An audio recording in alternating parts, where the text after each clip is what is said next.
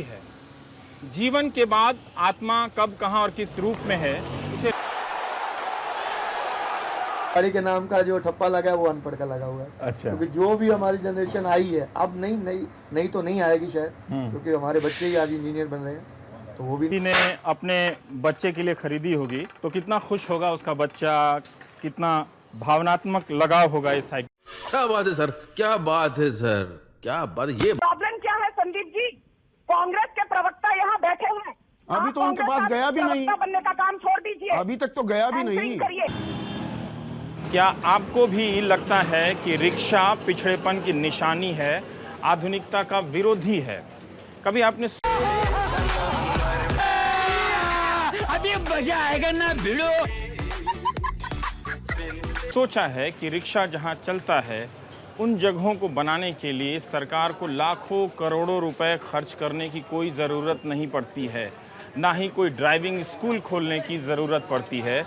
फिर भी रिक्शे की वजह से आपको, आपकी सरकार को पोल्यूशन फ्री वर्ल्ड का एक सर्टिफिकेट भी मिलता है।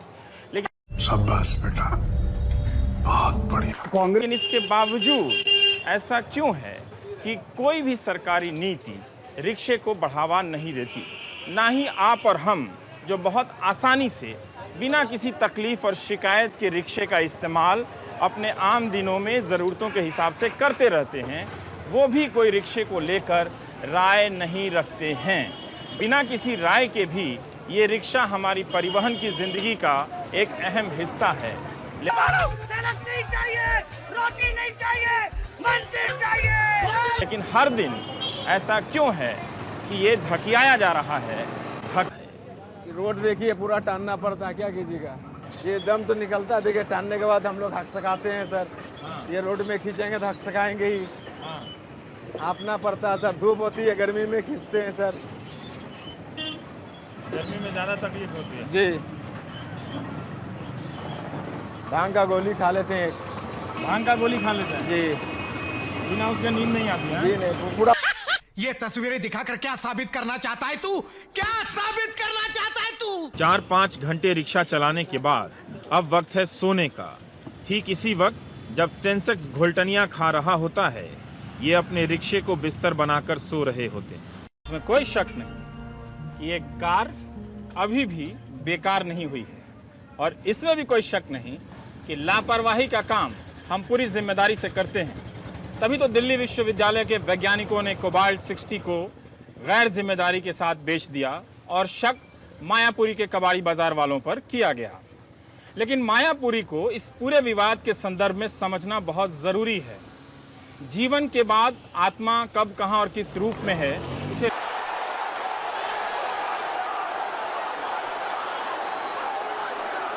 लेकर विद्वानों में, अलग अलग मजहबों में कई मतभेद हैं, कई राय हैं। लेकिन जो सामान आपके इस्तेमाल की नहीं है उसका क्या होता है, इसे लेकर कोई मतभेद नहीं है। वो सारे सामान मायापुरी जैसे जंकयार्ड में आते हैं। एसी का सामान जनरेटर में, जनरेटर का सामान रेल के इंजन में, और रेल इंजन का सामान ट्रैक्टर में लगा दिया जाता है। जीवन सर्कुलेशन में रहता है, और इसी का हुनर है यहाँ इस बाजार में, मायापुरी में। कार खराब है, लेकिन रिक्शे के ऊपर ये कार बेकार नहीं है।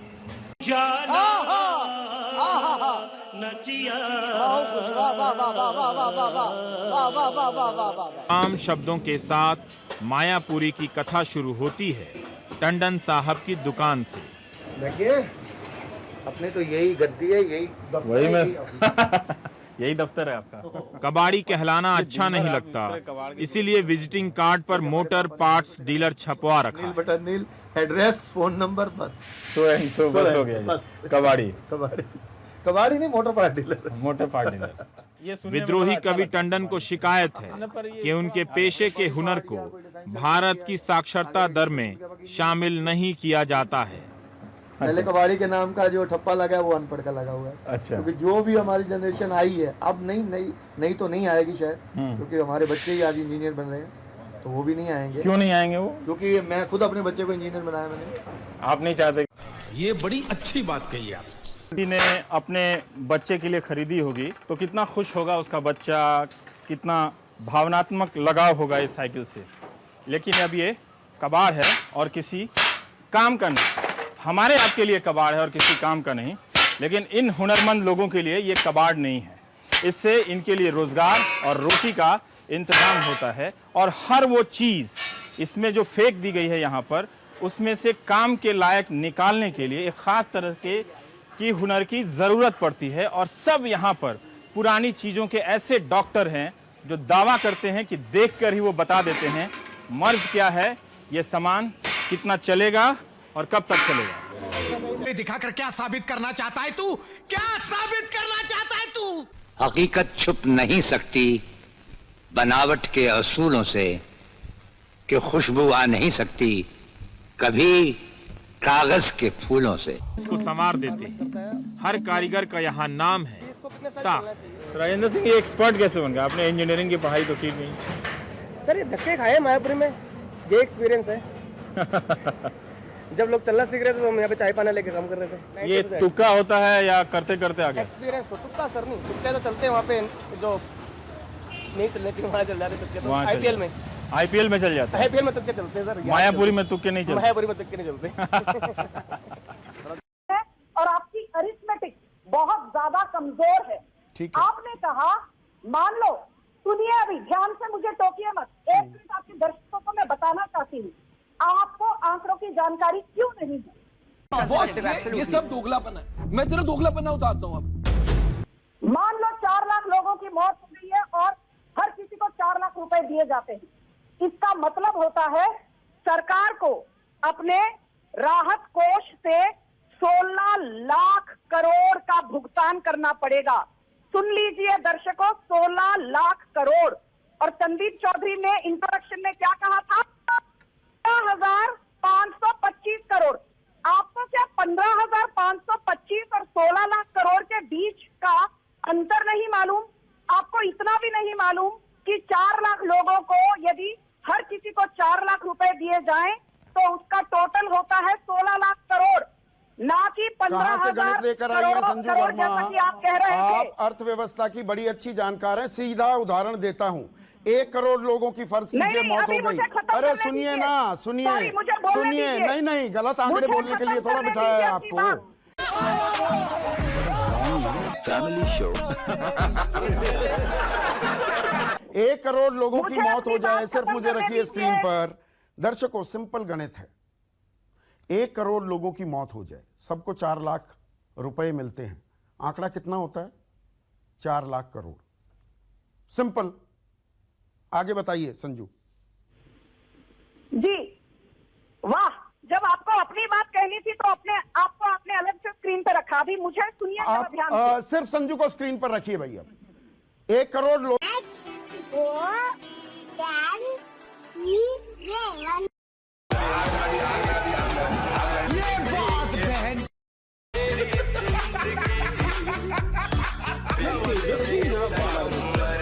कितने शानदार विचार हैं। लोगों को 4 लाख रुपए मुआवजा मिले तो 4 लाख करोड़ होता है कि नहीं? तो 4 करोड़ लोगों को 4 लाख का मुआवजा दे रही हैं। गला फाड़कर आप कह रही हैं 16 लाख करोड़ हो गया आंकड़ा। बताइए कैसे हुआ? एक मिनट, आप शायद भूल रहे हैं। 4 लाख लोगों को 4 लाख लोगों को हर किसी को 4 लाख रुपए मिलेंगे। करेक्ट। और ऊपर से याचिका में क्या कहा गया? अब ऊपर से नहीं है। पहली बात ये मानिए कि आपका गणित गलत था, थोड़ा जल्दबाजी में 1 0 ज्यादा लगा गई। नहीं, मेरा गणित गलत नहीं है संदीप जी। यदि सरकार 16 लाख करोड़ देगी ना, 16 लाख करोड़ बनता ही नहीं है आंकड़ा। 8% आंकड़ा ही नहीं बनता 16 लाख करोड़। 22,184 करोड़ तो एसडीआरएफ को आवंटित किया गया है। सरकार अपने हलफनामे में कह रही है ये पैसा खत्म हो जाएगा।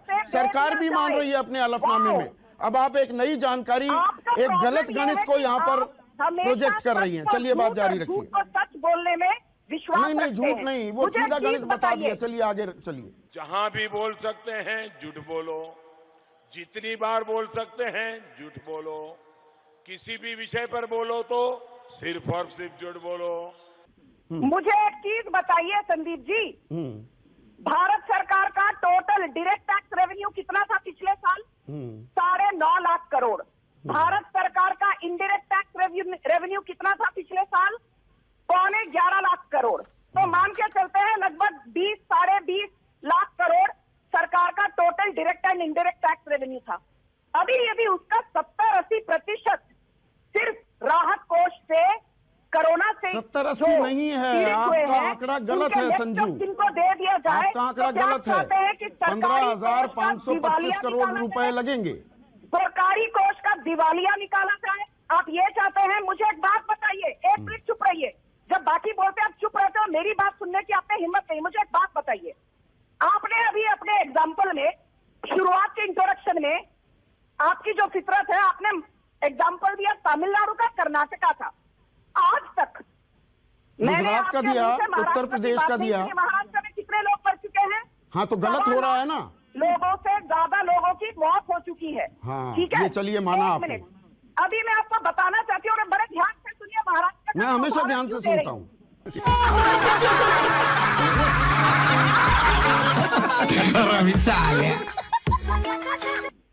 हाँ, जनवरी 2021 में भंडारा के एक अस्पताल में 12 न्यू बॉर्न बेबीज जलकर झुलस मर गए। क्यों? क्योंकि वहां पर बेसिक फायर सेफ्टी इक्विपमेंट जो देवेंद्र फडणवीस की सरकार ने 2017 में अप्रूव किया था, उद्धव ठाकरे ने फायर सेफ्टी इक्विपमेंट नहीं लाया।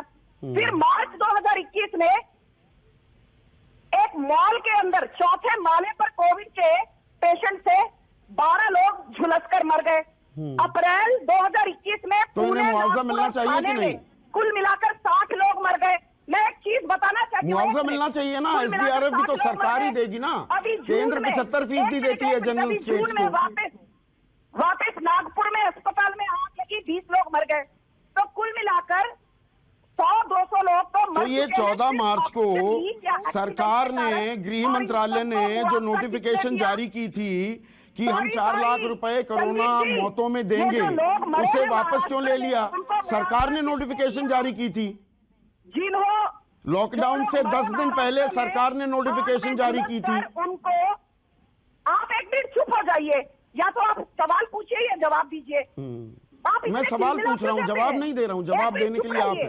अरे चुप रहिए, आपका काम है सवाल पूछना, जवाब सवाल पूछ रहा हूँ ना।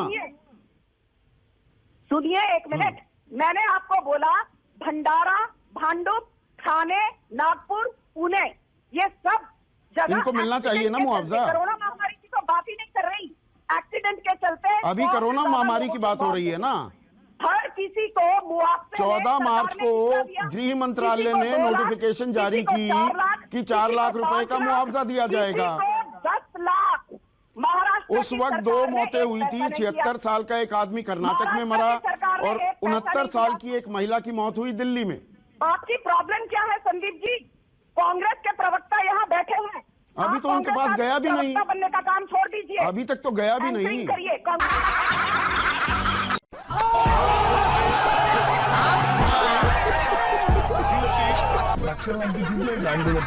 अभी तो आप ही से मुखातिब हूँ संजू, आपसे, आपके गलत गणित से मुखातिब हूँ। बनने की इतनी आपको जल्दी क्यों है? आराम से सुनिए। तो सवाल का जवाब दीजिए ना। तीसरी बार सवाल पूछ लिया मैंने, सवाल का जवाब नहीं दे रही। उद्धव ठाकरे सरकार ने कुछ नहीं किया, मोदी सरकार ने सब लोगों को राहत कोष में पैसे दिए। तो क्या राज्य सरकारों की कोई जिम्मेदारी नहीं? राज्य सरकारों को 75% योगदान। बिल्कुल सही सवाल उठाया है डॉक्टर सुनील सिंह। खजाने का अंबार है, पूरा खोल दो जी, पैसे दे दो जी। राहुल गांधी कहते हैं जीवन की कीमत लगाना असंभव है, सरकारी मुआवजा सिर्फ एक छोटी सी सहायता है। सरकार बहुत सहायता कर रही है, बहुत सारी जन कल्याणकारी नीतियां चल रही हैं। 80 करोड़ लोगों को 5 किलो गेहूं या चावल दिया जा रहा है। सब कुछ खोल देंगे क्या अर्थव्यवस्था ठप करा कर बैठ जाए? नहीं, बिल्कुल नहीं। लेकिन मैं ये जरूर कहना चाहती हूं कि इस पूरे डिसीजन से, इस पूरे हलफनामा जो सुप्रीम कोर्ट में डाला गया, उससे 2 चीजें साफ होती हैं। सरकार की नीति और सरकार की नीयत पूरी तरह से खुलकर सामने आ जाती है। और सिंपल अरिथमेटिक है। आप तो 388 की बात कर रहे थे, हम तो कहते हैं कि चलिए 4 लाख लोगों को लगा लीजिए। 4 लाख लोगों को अगर 4 लाख रुपया दिया जाएगा, और ये सच है कि सबको इसकी जरूरत नहीं पड़ेगी और वो सेग्रीगेशन किया जाना चाहिए, वो सेग्रीगेशन हो सकता है, लेकिन 4 लाख लोगों को भी अगर हम 4 लाख रुपए देंगे तो 16,000 करोड़ रुपए होता है। ये सिंपल मैथ है। सबसे पहली बात मैं ये कहना चाहती हूँ। मैं दूसरी बात एक और कहना चाहती हूँ। मैं बार बार नीति और नियत की बात इसलिए कर रही हूँ संदीप जी, क्योंकि सरकार ने इस बार पेट्रोल और डीजल से ज्यादा टैक्स कमा लिया, बशर्ते इनकम टैक्स और कॉर्पोरेट टैक्स से। सरकार ने लोन राइट ऑफ किया 3 लाख करोड़ रुपए का बड़े कॉर्पोरेट हाउसेस का। ये तस्वीरें दिखाकर क्या साबित करना चाहता है तू? क्या साबित करना चाहता है तू? सरकार ने कॉर्पोरेट टैक्स कम करके 1.5 लाख करोड़ रुपए का फायदा पहुंचाया बड़े कॉर्पोरेट हाउसेस को।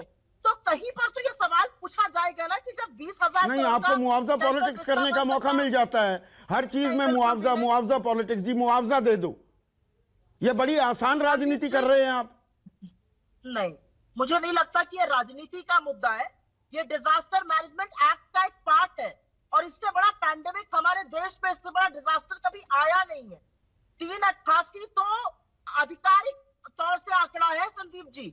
हो सकता है सरकार इसके भी मना कर रही हो, क्योंकि नहीं, उसमें सरकार क्या करेगी? इसमें राज्य सरकारों की जिम्मेदारी है ना सुप्रिया श्रीनेट। राज्यों में इसीलिए इस पर ऐतराज कर रही थी संजू वर्मा। उन्होंने बाकी आंकड़े बताए। हर राज्य में अंडर रिपोर्टिंग हो रही है कि नहीं? बड़ा आसान सा तरीका है अंडर रिपोर्टिंग पकड़ने का।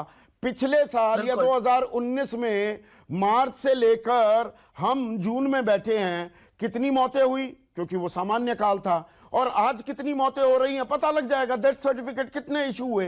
बिल्कुल, तो बड़ी आसान सी बात है कि जितना एक्सेस है वो ज्यादातर, इफ नॉट ऑल, ज्यादातर कोरोना के चलते मौत हुई है। और यहाँ 6-6 गुना, 8-8 गुना, 10-10 गुना मौतों का आंकड़ा बढ़ा है राज्य दर राज्य में। तो इसीलिए तो मैं कह रही हूं कहीं